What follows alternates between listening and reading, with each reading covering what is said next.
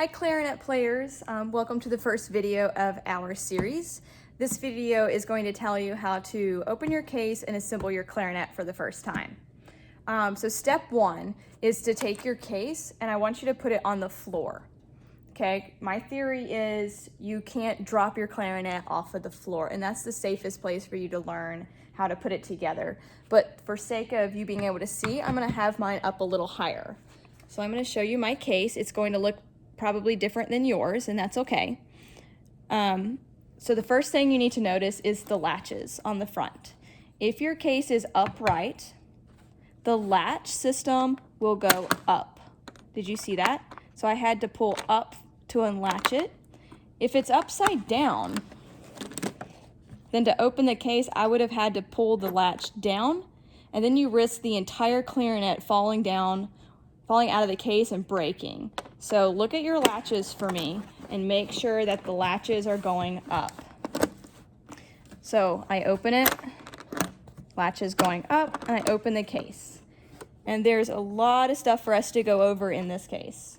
So if your instrument is brand new, the first thing that I would recommend doing is taking out your cork grease. It looks like chapstick, but it is not chapstick. Please do not put it on your lips. So the first thing to do is to put the cork grease on the corks. And you just want to apply a small amount on each one. And I don't like it when it gets all gloppy like that, so I use my finger to rub it in. And you just want a thin layer on every single cork. And that's gonna help you put your instrument together, especially if yours is brand new. So rub a little cork grease on all of it. I'm doing it kind of really fast just to get, just so you see the gist of it all. Okay, so we're gonna build our clarinet from the bottom up. So this is the bell. It's the bottom of your clarinet because it's shaped like a bell, see? And then you're gonna notice that there are two longer pieces, okay? This longer piece that has a cork on one side is called your lower joint, and the smaller of the two, which has cork on both sides, is called your upper joint. So you're gonna take your lower joint and you're gonna carefully grab it to where you're not pushing on your keys, because these right here can bend really easily, and then that's going to be problematic. You're not going to be able to play your instrument if you bend the keys. So I hold mine kind of like this so I can grip it really well. And you're not going to shove, but rather twist the bell until it's all the way on. And for the first time putting it together, it might be difficult, so just take your time and twist back and forth and make sure you don't push on your keys because they can bend. Now the second part is your upper joint, and I want you to notice a few things. So right here you have what's called your bridge key. Okay, I want you to locate your bridge key on your bottom joint. Okay, it's right there. And then on your upper joint, these two have to connect via the bridge. So I want you to look at your upper joint, and if I push my key down, you're going to notice that I'm trying to make it focus, that your bridge goes up and down, see? So what I do when putting it together is I very carefully hold my keys down so that the bridge comes up, kind of like that. And then I line it up with the other bridge.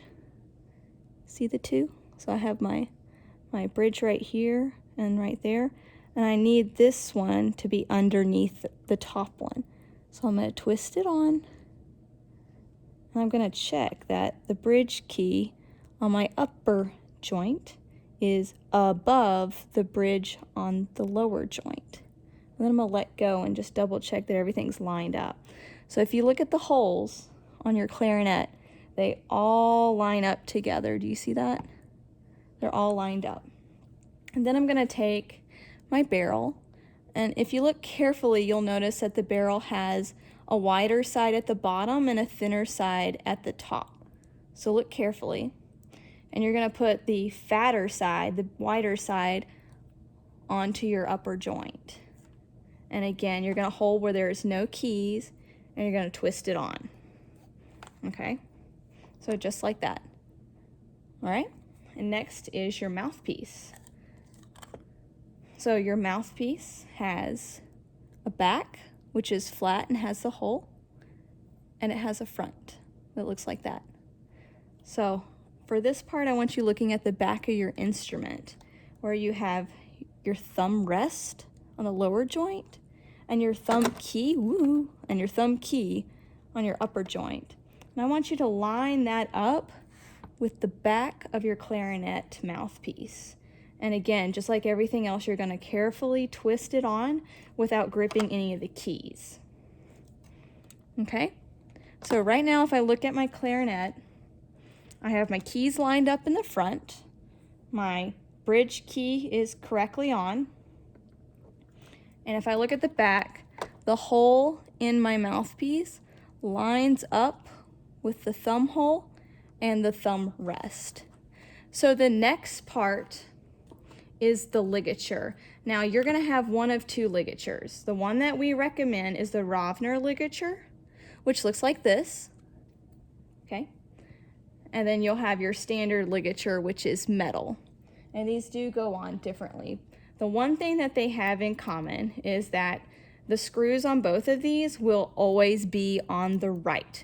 So if you ever are looking at the back of your clarinet and the screws for your ligature is on the left where you tighten it, that's incorrect. So if you have a standard ligature, you're going to loosen it up, especially if it's new. It's probably going to be tightened all the way up.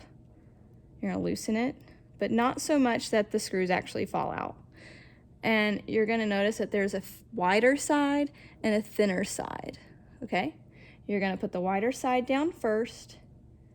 Screws are going to be on the right side, okay? Screws are on my right when I'm facing the back of the instrument. Okay, now I'm going to show you the Rovner because it's different. With the Rovner, you can still kind of see that one side is fatter than the other. Screw will still go on the right. You're going to put it on like this. Okay, so you're going to have the leather part right here that holds on your reed, screw on your right to tighten it, and then on the top you have, you can see the screw and everything. You'd never want this side on the back of your mouthpiece like this. That would be incorrect. It won't hold your reed at all, and it won't sound good. It'll be very squeaky. So Rovner ligatures go on this. If you have one of these standard ones, we do ask that as soon as you're able, you upgrade to the Rovner. Okay, so next is your reed. It will come in a package like this. So I'm going to set the instrument down very carefully. Always set it down nicely. And I'm going to open up my reed to show you what it looks like.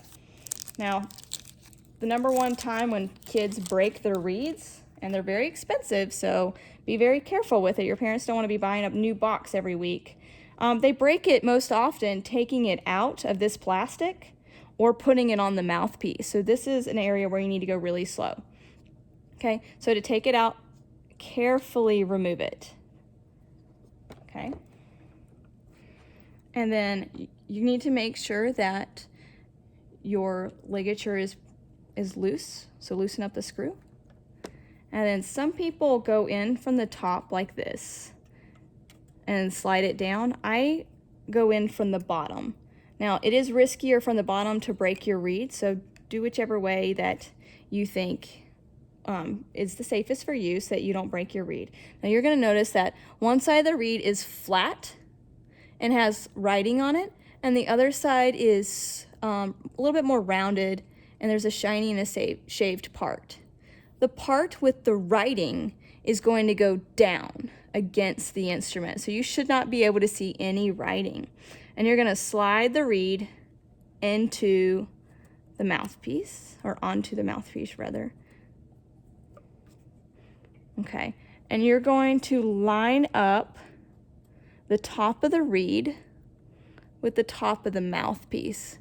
So I usually tell students, go ahead and push down just a little bit to make sure that they are lined up. What you never want to see is a reed sticking up like this on the back of the mouthpiece. So carefully, without breaking anything, line it up. Now, the second thing that's very, very, very important is that your ligature is not on the shaved part of your reed. So again, you have a shiny part. There's a little bit of a line. You see that line? and then there's a shaved part. So shiny, shaved, and there's that line.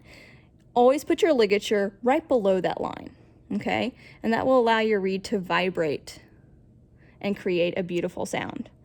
And then you're going to tighten it up. Not too much, just enough to hold it on. Okay? I'm going to check my reed height, make sure it's lined up. And there you go. Reed is lined up with the thumb hole and the thumb key. My key holes on the front are all lined up, and my instrument is ready to be played. Okay? Now, for disassembly, you do it the exact opposite of how you put it together. So I'm going to take my ligature off. I'm going to take my reed off because we never store our reed in the case hooked to the mouthpiece, because all that moisture is going to get trapped inside your case in your mouthpiece, and it's going to cause mold, and you can get sick from that. So always remove your your reed from your mouthpiece. I'm going to remove the mouthpiece by twisting. I'm going to put it back. I'm going to remove my barrel, making sure not to grip any of the keys. Okay. I'm going to put my barrel back. I'm going to carefully remove the upper and the lower joints.